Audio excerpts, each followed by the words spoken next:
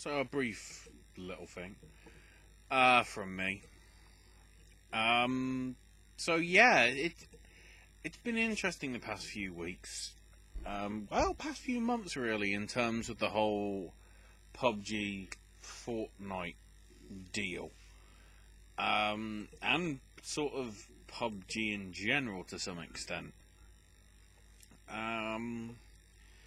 So it sort of started back in the fall last year when basically Bluehole, which is the devs of PUBG, were sort of saying that Fortnite was replicating their style of gameplay, which to some extent is true, because obviously Fortnite was a failed sort of build craft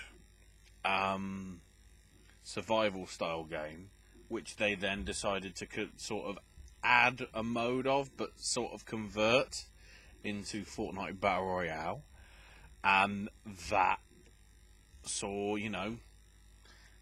the massive interest that it got. They at the same time making that statement, they were contemplating further action. Then, back this past January, Bluehole formally filed its lawsuit against Epic, basically saying how it was, I guess they felt it was copyright sort of stuff. But as of Wednesday the 27th of June, PUBG Core dropped its legal case against Epic Games, according to a Bloomberg report. Basically, PUBG's all of a sudden backed down. No explanation has been given publicly as to why. No, the lawsuit has been withdrawn, but it won't be drawn on whether a settlement's been reached out of court as to what's happening. But in all honesty, with the fact that I'm wondering whether something's been settled, maybe, because one, both PUBG Core and Epic Games are partially owned, minority shareholder-wise, by Tencent, the Chinese megacorp that also has stakes in Google and whatever. And the other one, which is the more interesting issue, PUBG uses Epic's Unreal Engine for the same thing. So if anything, Epic's got every right to do it, because the Unreal Engine is free for everybody to use. It's basically freeware. The amount of sort of Unreal Engine asset flips that you see from plenty of things on Steam. It's there, and and the fact as well that PUBG sort of saying, "Oh, were you going on our sort of?"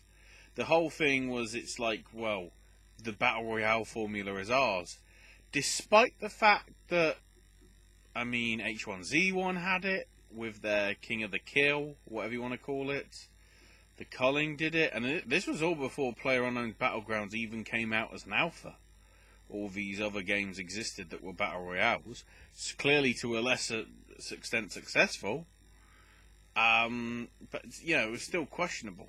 And then the other thing for PUBG that cropped up was the addition of this Battle Pass thing that they recently added, clearly, which in turn is supposed to be some sort of rip-off or nod to Fortnite's Battle Pass.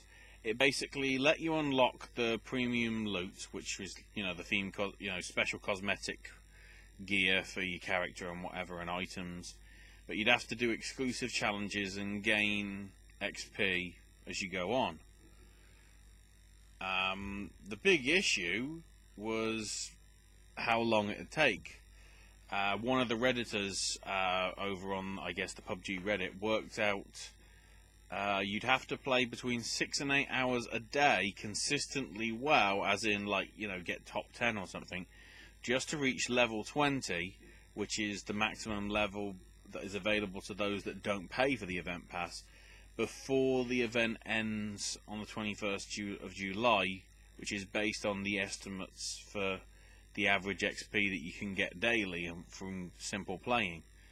So in response to this, the daily XP limit's been raised from 80 to 120. The minimum playtime required to count towards mission progress has been lowered from 5 to 2 minutes. Playtime to require XP has been lowered from 5 to 2.5 minutes.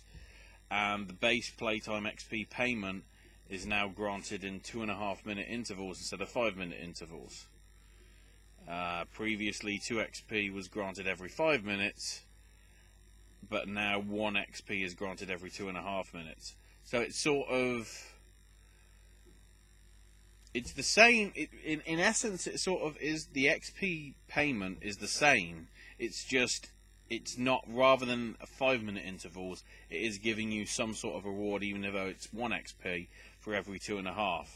Because obviously, you know, if you get to, let's say, a 4:59 of a 5-minute, and you get killed, you get no XP for that period, whereas at least now you do get 1 XP. Also, in terms of duo and squad games, mission progress is updated when the team wins the game or the team is eliminated, and the reach top 3 without killing anybody in solos has now been changed to reaching the top 3 in solos with less than 2 kills. So yeah, it seems as if PUBG are listening, which is good to see. So yeah, I mean, to be honest, the Fortnite PUBG lawsuit thing just seemed weird anyway, because, you know, as I say, the fact that it's like, does anybody own the rights, really, to the Battle Royale stuff, other than the people that made the Battle Royale film? When you think about it, does anybody legit, like, have the copyright to using it in video game terms? I don't think they do. So, yeah. Who knows? So there you go. Some more content from me. I'll be back with something else at some point. Hopefully soon. Check out all the other content. There's gaming stuff, there's wrestling stuff, there's food stuff, there's movie stuff, all that good stuff over on the channel. Give us a subscribe if you enjoyed this. Give us a like, whatever. Comment, all that stuff that YouTube apparently wants me to say to you, according to the script. It also says press the stop button when you're finished.